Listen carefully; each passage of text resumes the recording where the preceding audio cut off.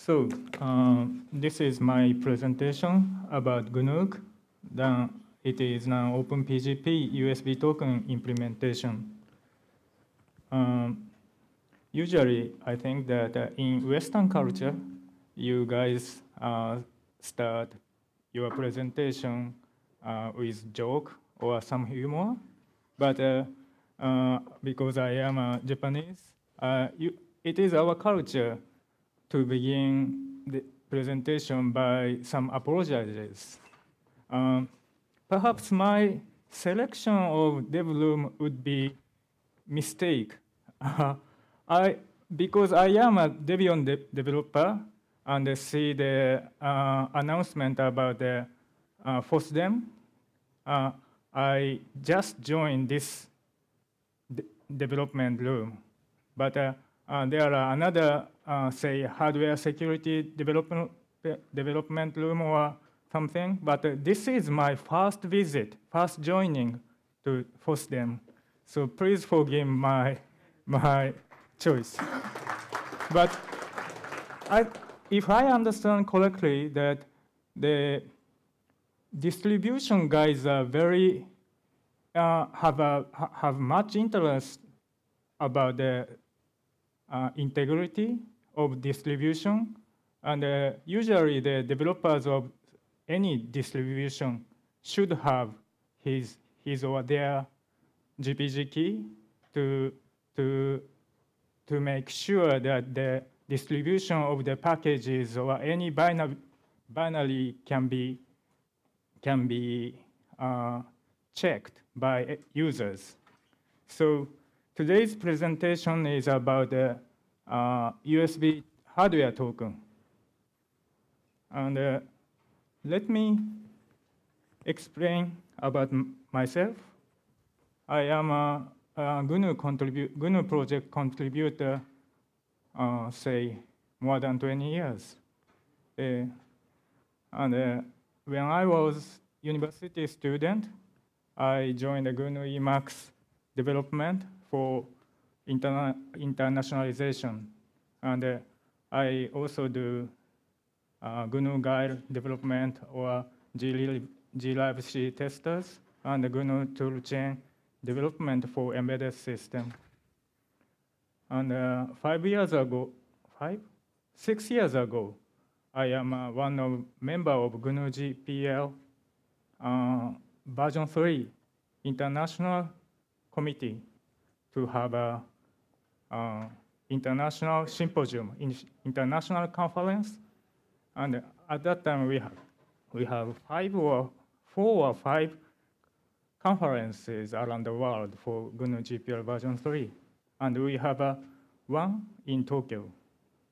And recently, I am a contributor for Gnuk Privacy Guard for pin entry feature.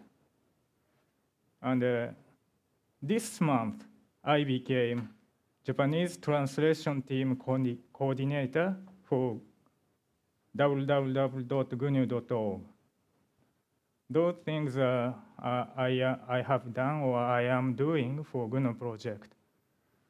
And I'm also a contributor to Linux kernel. I maintained Flip network driver in 1995. And I have ported Linux kernel to Japanese embedded processor 10 years ago or so.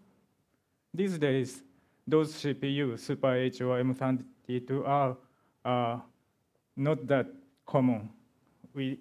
Japanese semiconductor company is basically loser in the market these days. Everybody uses ARM these days. And yes, I am a Debian developer. For example, I maintain 30 or 40 packages, 30 to 40 packages. But these days, I only maintain actively Gory. Gory is a Conway's life game implementation. And I am also a chairman of FSIJ, Free Software Initiative of Japan. who kindly sent me to this conference. Yes. Well, as I said already, distribution developers should care about integrity of distributions. And usually GNU-PG is your friend. And but we have an issue where to put my GPG keys. Because when we usually with no hardware support, we put GPG keys under the .gnupg directory. But yes, it is protected by password, but it is not considered secure enough because people who steal your computer can do brute force attack against breaking your password and steal your identity. So the people who really cares about such problem are using OpenPGP card. And if I understand correctly, Free Software Foundation Europe distribute OpenPGP card as a member's card. Yes. And yeah, it is great. But for me, the card reader, possibly large, bulky, is not my friend. It is difficult to bring large card reader. Yes, these days we have a very small card reader, but it is somewhat expensive. And yes, we have another implementation called CryptoStick by German Privacy Foundation. And it is very great thing that it combines the small OpenPGP card and the microprocessor so that it is a hardware token. And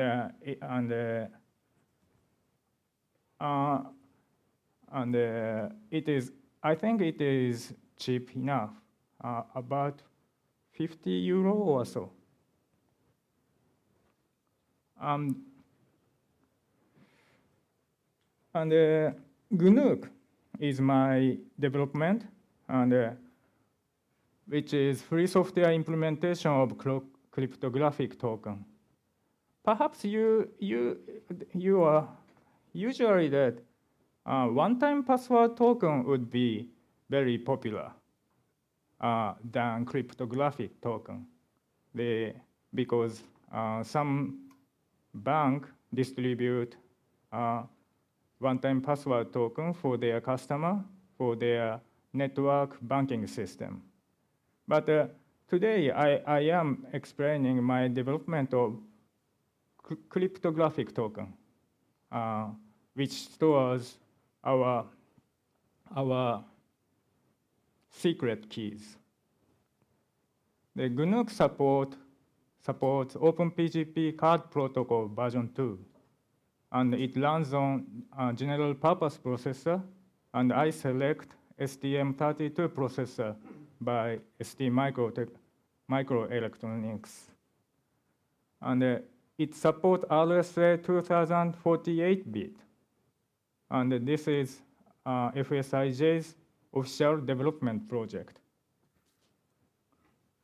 And yes, I explain about Gnuk. Gnuk is famous. Also in Japan, it's a soother for baby. And when it was 2 or 3 years ago, when I developed this project, my son is 1 year old or so. And my son used to be with his Gnuk everywhere, always. And so I put G,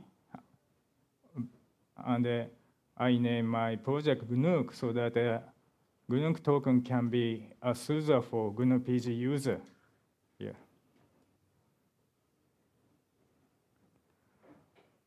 Let me explain about cryptographic token. It stores your secret keys, and it performs security operation on the device, such that digital signature computation, authentication, and decryption. And users or anyone has no direct access to secret keys. And how it useful is.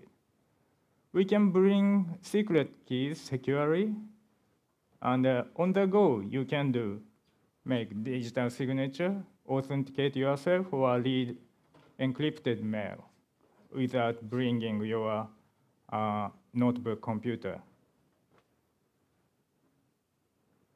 And you know, the GNU Privacy Guard is a tool for privacy. It conforms to OpenPGP card standard, and we do the encryption operations, and it supports OpenPGP card. And I think that OpenPGP card is popular in Europe, and it is smart card to put Open GNU-PG keys.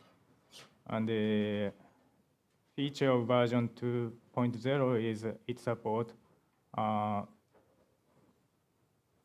1024-bit keys to 3070-bit keys. And it has RSA accelerator on the chip. And users can use OpenPGP card with GNU-PG, as well as OpenSSH through GNU-PG agent. And we can also use the card for client authentication for TLS or SSL. Yes, we have an application called Sqt. It is an NSS module for Thunderbird or Firefox. And we have also a PAM module using OpenPGP card. And I started Gnuk project on September 2010. And I focus on software implementations. And the CPU choice is Cortex M3 based STM32F1, F103, yes. And currently, the target board is Olimex evaluation board. And this is a kind of hackish, but we can use STM32 part of STM8S Discovery Kit. And I also developed my own board named FST01. The second board,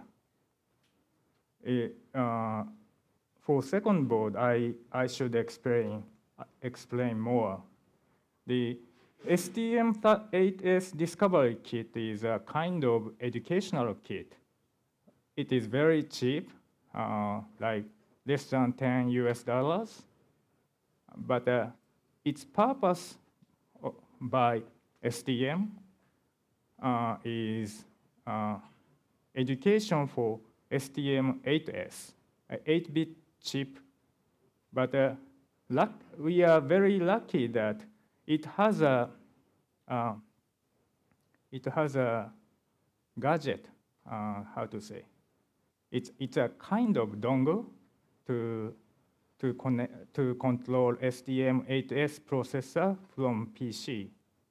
The dongle uses STM32. So we take advantage of that part of the kit so that we can install Gnuk on that processor, not the main STM8S processor of original intention. So if there are some employee but from STM, I should say sorry about that. But anyway, you can sell more board to the customers. You see. So Gnuk's approach is that I focus on the software and I keep software as simple as possible. And our approach is to implement OpenPGP card protocol, not PKCS number 11 directly. Because public key cryptography standards number 11 can be emulated on top of OpenPGP card protocol. Say, a good example is OpenSC project. And I keep implementation minimum for CCID communications. And recently, I changed to support only short APDU level exchange. Until version 0.16, I implemented short and extended APDU level exchange, but to be conservative to existing software, I concluded that only support short APDU level exchange would be better. Yes. And the implementation contains, I use CBOS RT kernel, and I also use crypto routines from Polar SSL. I use RSA routines and AES routines and SHA-1 routines. And it implements CCID protocol and the OpenPGP card protocol, and implement flash ROM management. So basically, we use the main flash ROM embedded in the chip. We don't use external chip, but only use the internal flash ROM. And according to the manual, we can lock the, we can protect flash ROM access by JTAG debugger, and once it is locked, there is no way to read out by JTAG debugger or anything. So if I don't have a serious bug for attackers to read out the data of secret keys, we can consider it secure somehow. Yes, it is not secure enough. If we compare smart card implementation, I don't think general purpose embedded chip is more secure. I don't think so. Smart card consider to be more safe than the general purpose processor. But for my purpose, I think that it could be okay. And as of Gnuk 0.17, it has about 9,000 lines of C code. And it is distributed under the GNU GPL version 3 and later. And for RSA 2048-bit for 2048-bit key, it took 1.48 seconds for digital signing. I think I can stand with that. And it means that to sign, say, as I am Debian developer, I sign for my packages, or I sign my board, or I use Gnuk for OpenSSH authentication, and I use, when I log into server, or when I push my code to other Git repository, it takes 1.48 seconds to authenticate. For me, it is okay. But that's because I use general purpose processor and with no RSA accelerator. Then I think that this performance is okay for general purpose. And it is already useful for GNU-PG users as well as OpenSSH users. And this slide explains limitation of Gnuk. I use normal general purpose embedded processor. It means that it is not that tamper resistance. The tamper resistance feature of general purpose processor is not that great if we compare smart card or other special purpose processor. And it depends on its feature of flash read protection. Yes. And it doesn't have RSA accelerator, and it means that it is not that fast. And technically, we have a limitation up to 2048-bit key. Many Debian developers these days have a 4096-bit keys, so their keys cannot be imported to Gnuk Token, unfortunately. And here is good points of Gnuk. The first good point is it is free software implementation.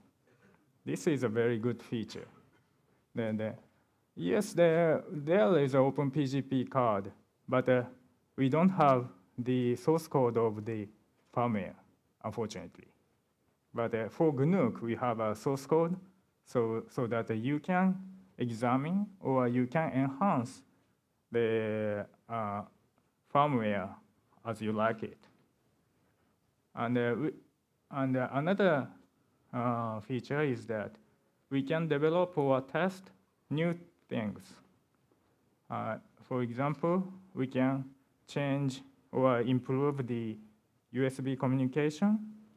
Or actually, I am currently trying to support ECC elliptic curve cryptography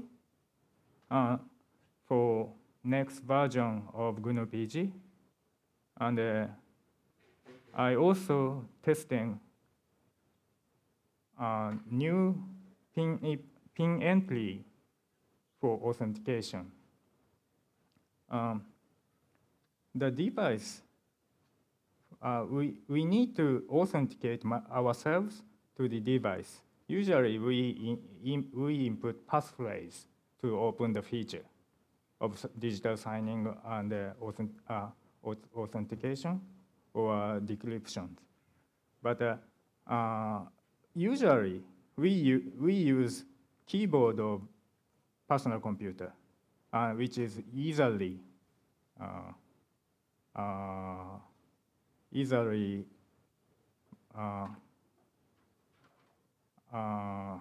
monitored by the malicious software.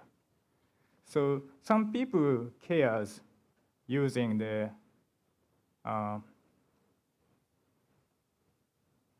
card readers with pinpad.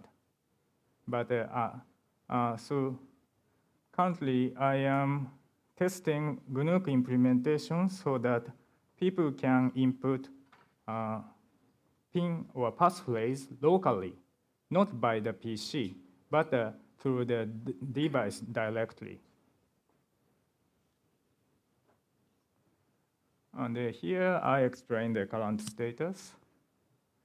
For GNU-PG, it works well. And for OpenSSH, it works well through GNU-PG agent.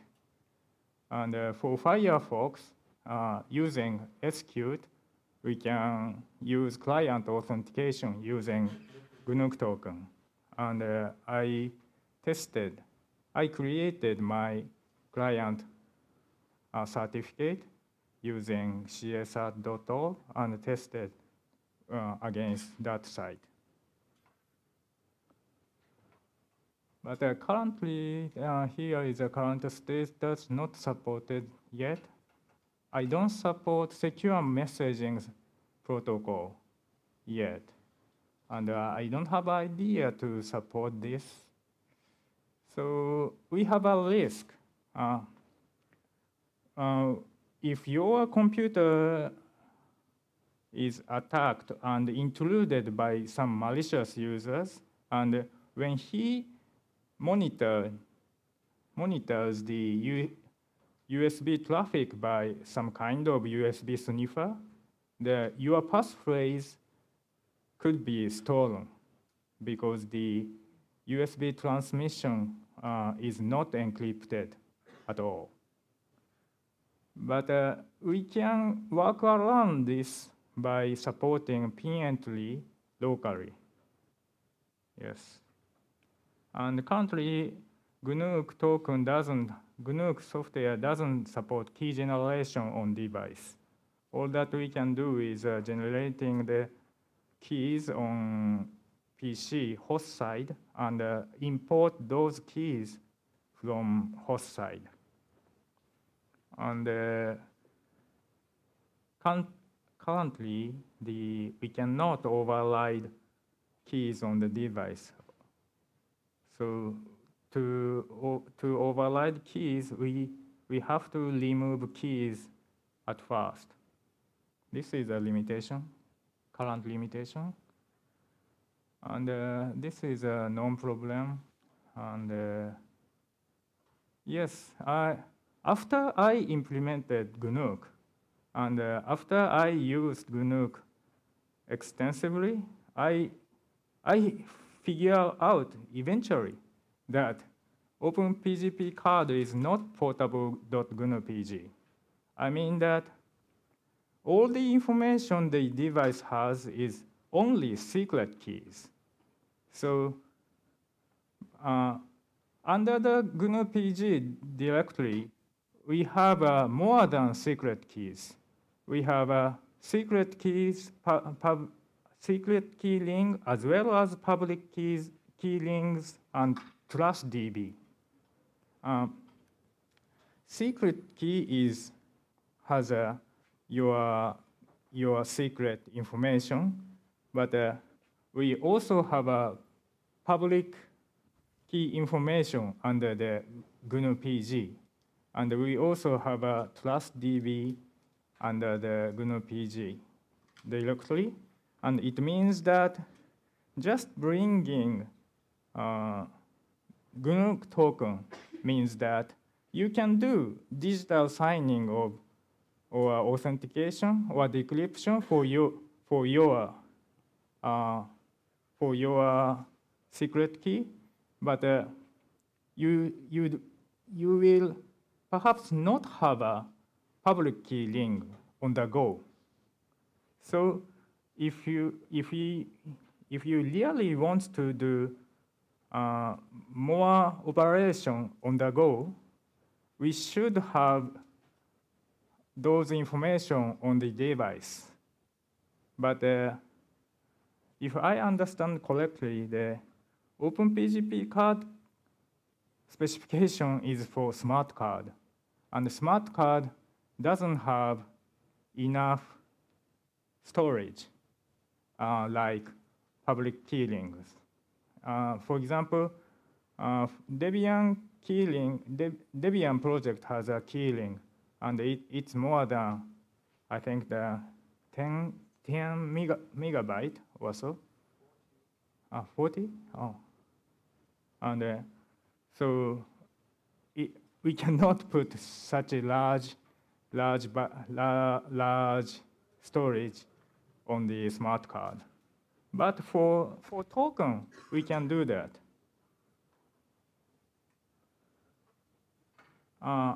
This slide explains the supported board more, and I skipped.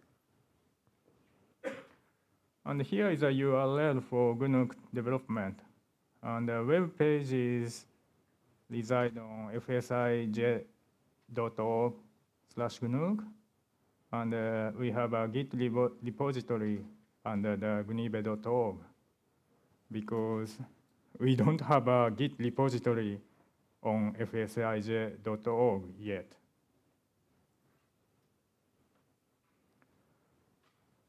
And this is a Gnuk development requirements. We need Gnuk Toolchain for ARM, and I am currently using the script named summon ARM toolchain, and we also need Python and a Python module called PyUSB and PySmartCard, and we also use OpenOCD and Git. Yes. And here is a host requirement, and basically we tested against Debian and Gentoo. And if you have a fairly new GNUPG and PCSCD and live CCID, you can use Gnuk Token with no problem.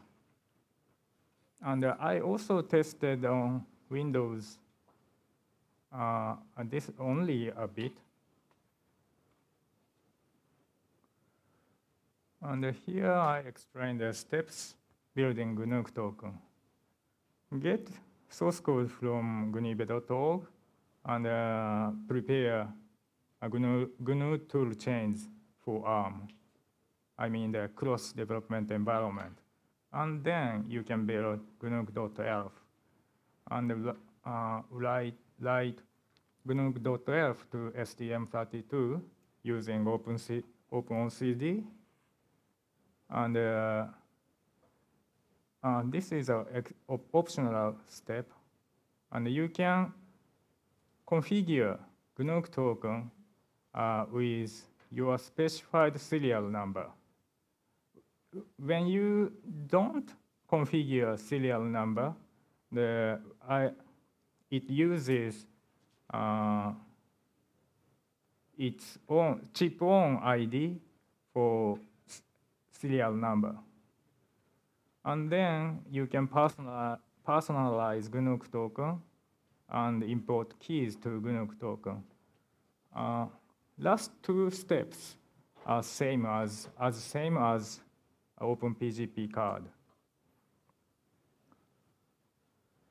And here I explain using Gnuk Token for secure shell authentications.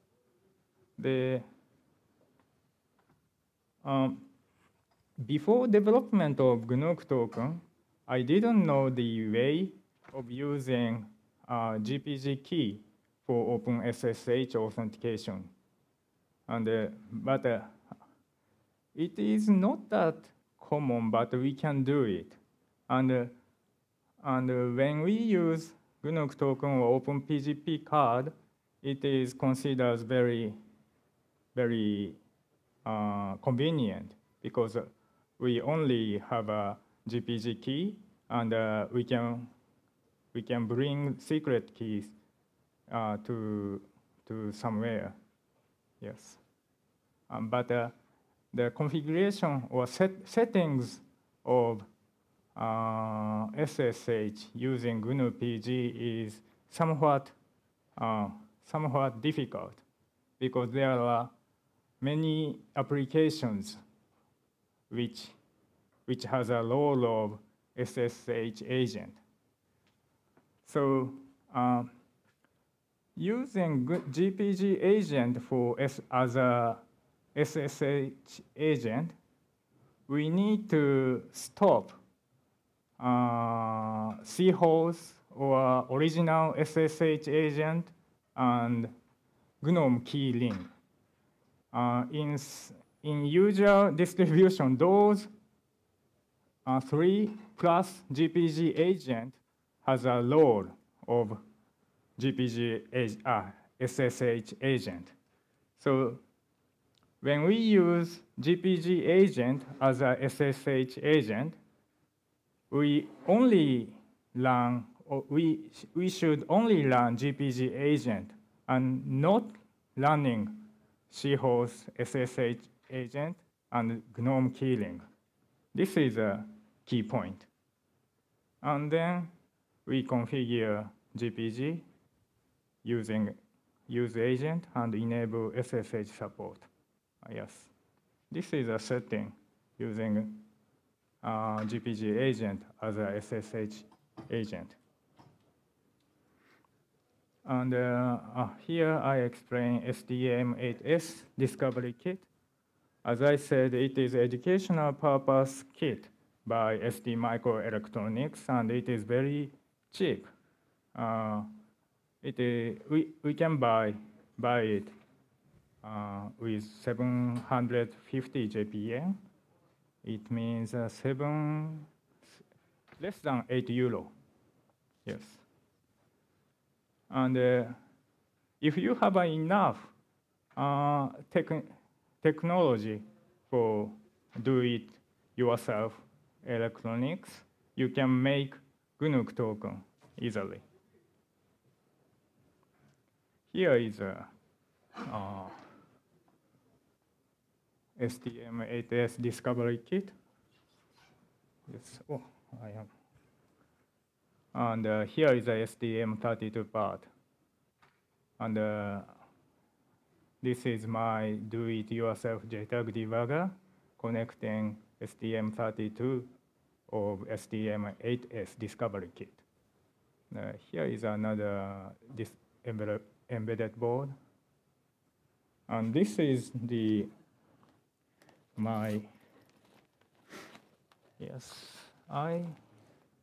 today I bring some example. Yes, this is somewhat bigger, but I build this. It costs only $10 or so, and this is somewhat smaller. Yes. I use hairpin case. And I also did PCB design using KiCad, and it is open hardware. And here is this is the result. Yes. And here is a future work. As I described already, I am currently trying to support elliptic curve cryptography, NIST P256 curve support. It's quite fast. It takes only 0.08 second to make digital signature. And configure time, USB vendor ID support, and product ID setup. Currently, we use FSIJ's USB vendor ID. Yes, and currently I am considering about supporting data other than secret keys towards portable.gnupg environment. Oh, here is an acknowledgement, Barnakov, Akim, and Giovanni, and Japanese guys as testers. Yes. So this is appendix. Yeah. So shall I have a questions from you? Yes? Any questions? Yes. Yes. For audio recording, you should use this. Okay.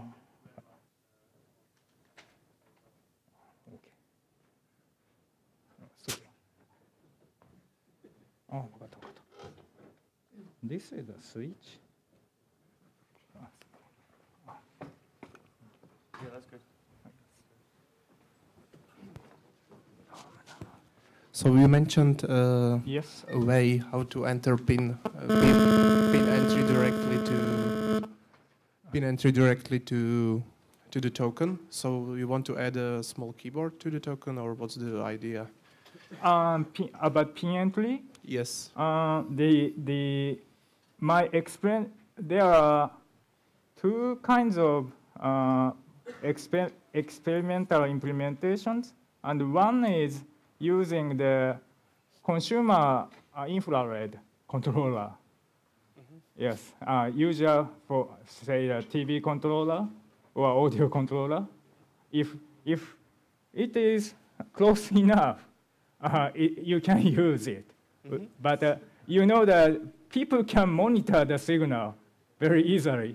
So that's a very, it doesn't consider very safe, but somehow you can use very convenient device. Yes. And another implementation I use, I am using file manager of host side PC. I mean that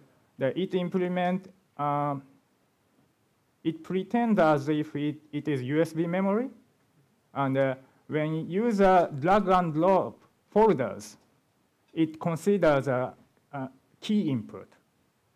So when malicious users monitor the USB traffic, in theory, he can decode the pin input key sequence, but it is very difficult in practice because file folder movement became the USB mass storage class traffic. Yes, currently we have such experimental implementation for pin entry. Yes. Yeah, these are nice ideas. And another question is about generating a key directly in the device. You mentioned it's not supported at the moment. Is it because of lack of enough entropy, or? Yes, you are right. Yes, but yes, at the beginning I considered like that, but we need enough entropy for ECC. For RSA, we don't need a true random generator for computation of digital signing or decryption or anything, but it is needed for key generation. So at first, I didn't support key generation, but for ECC support, we need a true random generator. So last year, I implemented my own method for true random generator. I am using the quantum error of ADC, analog digital converter, last bit of analog digital converter, and we use the noise of the, we can use the noise source of ADC. And I experiment against the random generation number. I forgot the package name, but there is a very good test suite for true random number generation, and I confirmed that the entropy from ADC considers enough. And currently you have enough entropy source on the device. So in theory, we can support key generation on Gnuk, but as a history, we didn't support it. Yes. Cool, that's nice to hear, because I was experimenting with the similar topic, and this is the same solution I was able to create, to just read the last bit of the ADC. But I wasn't sure if it's enough, but if you say that you did some measurements and it's okay. Yes. Then. And also some more expensive ARM boards have a hardware generator on board. Yes, yes, so F2 has. If you are able to, or once the prices of these boards are lower, then you might consider using that as well. Yes, you're right. Thank you. Thank you. Yes. Another question? No, I am running out of my time. So I finished my presentation. Thank you for your time.